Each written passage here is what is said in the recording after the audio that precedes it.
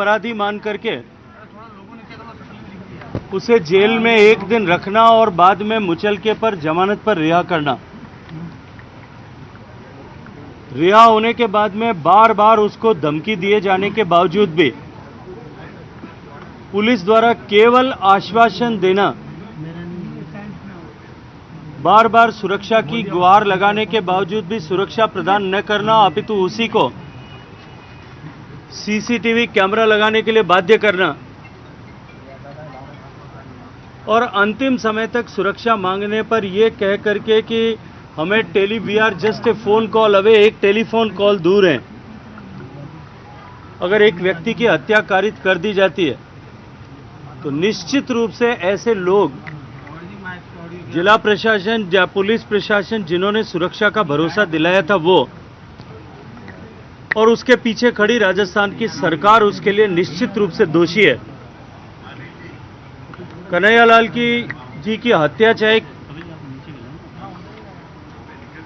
हत्यारों ने कारित की होगी, लेकिन राज्य सरकार और राजस्थान की पुलिस, उदयपुर की पुलिस भी, पुलिस के अधिकारी भी निश्चित रूप से इस दोष से, इस पाप से मुक्त नहीं हो सकते। एनआईए ने इसकी जांच करना प्रारंभ किया है। टेक्निकली कल से एनआईए को कस्टडी मिला है। इन सब की, इन हत्यारों के जो मानसिकता है, मोटरसाइकिल के नंबर से लेकर के उनकी पाकिस्तान यात्रा के जो सूत्र मिले हैं, ये स्पष्ट दिखाई देता है कि केवल एक व्यक्ति का ऐसी की प्रतिक्रिया स्वरूप किया गया घटना नहीं है। ये सोची समझी साजिश के तहत हुई है। और पिछले दिनों जिस तरह से राजस्थान में करौली से के बाद में भीलवाड़ा, भीलवाड़ा के बाद में भीलवाड़ा, उसके बाद में जोधपुर, इन सब घटनाओं को यदि कनेक्ट करके देखा जाए, बार बार हमने ये कहा था कि ये जो मानसिकता राजस्थान में पनप रही है, इसके पीछे कौन लोग हैं, कौन इनको पल्लवित पोषित कर रहा है, कौन इस तरह की मानसिकता को खाद और पानी दे रहा है, इसकी समग्रता के साथ में एक होलिस्टिक जांच होनी चाहिए, और ताकि ऐसी मानसिकता को यहीं इसी स्तर पर रोका जा सके, क्रश किया जा सके। लेकिन दुर्भाग्य से बार बार कहने के बावजूद भी फौरी तौर पर कार्रवाई करके हर बार छोड़ दिया गया। एक पोस्ट डालने पर मैं आपके सामने एक फर्क रखना चाहता हूं। एक पोस्ट डालने पर एक व्यक्ति को उठा करके तुरंत जेल के सीखों के पीछे डाल दिया जाए, और खुलेआम एलानिया धमकी देने वाले व्यक्ति जो पुलिस की प्रेजेंस में धमकी दे रहा है कि जीभ काट देंगे, शरीर काट देंगे, टुकड़े टुकड़े कर देंगे, उसके ऊपर कोई कार्रवाई न की जाए, उसको मुकदमा दर्ज होने के बाद में भी 10 दिन तक उसको गिरफ्तार न किया जाए, और जिस तरह से गिरफ्तार किया जाए उसका वीडियो, और गिरफ्तार करने के बाद में उसको जिस तरह से ले जाकर के घर छोड़ा गया, उन दोनों के वीडियो को देखेंगे तो ये मानसिकता इस बात को प्रदर्शित करती है कि इस तरह के लोगों को, इस तरह की मानसिकता को अपने वोट बैंक को साधने के हित में कौन प्रश्रय दे रहा है। और जो लोग प्रश्रय दे रहे हैं, समाज उनको बहुत स्पष्टता के साथ में देख रहा है, और उनके साथ में निश्चित रूप से समाज समय आने पर अपने हिसाब से, इस लोकतांत्रिक व्यवस्था के हिसाब से कार्रवाई करेगा। लेकिन प्रश्न यह है कि एक वोट बैंक के लालच में पुलिस पर जिस तरह का दबाव बनाया गया, उसके चलते एक निर्दोष व्यक्ति की हत्या कारित कर दी गई।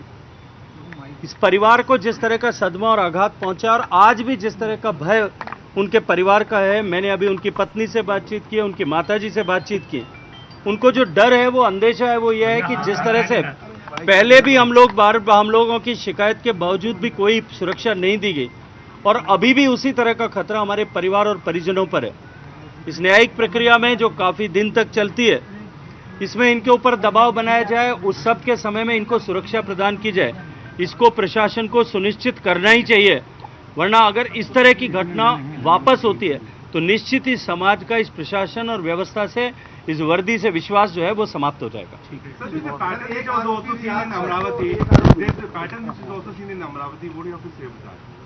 That has to be taken care. It also has to be investigated, and whosoever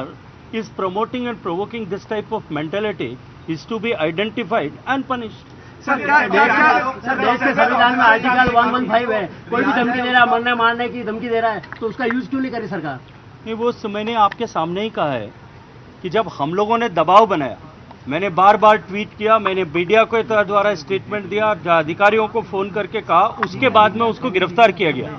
लेकिन गिरफ्तार किस तरह से किया गया, ये वीडियो आप लोगों को निश्चित रूप से दिखाना चाहिए। मैं आपसे भी आग्रह करूंगा कि आर्टिकल 115 को सुनिश्चित कराने के लिए उसको इम्प्लीमेंटेशन हो, इसके लोकतंत्र के चौथे स्तंभ के रूप में आप सबकी जिम्मेदारी भी है। समाज के सामने वो सत्य निश्चित रूप से लाया जाना चाहिए कि किन लोगों ने जो है, कौन ताकतें हैं जो ऐसे लोगों को उसके बाद में भी संरक्षण देने के लिए काम कर रही है। सर, क्या जोधपुर और अमरावती की घटनाएं जो सेम है, लिंक निकल सकता है इन दोनों का आपस में? देखिए, जांच का विषय है, मुझे जांच के समय में इस तरह की टिप्पणी नहीं करना चाहिए, लेकिन निश्चित ही ये जो पैटर्न, चाहे करौली से लेकर के अब तक अमरावती तक जो पैटर्न दिख रहा है, ये इस पैटर्न में निश्चित रूप से दिखता है कि इस मानसिकता को कहीं न कहीं सूत्र और तार कहीं जुड़े हुए। सर, कांग्रेस आरोप लगा रही है, जो एक आरोप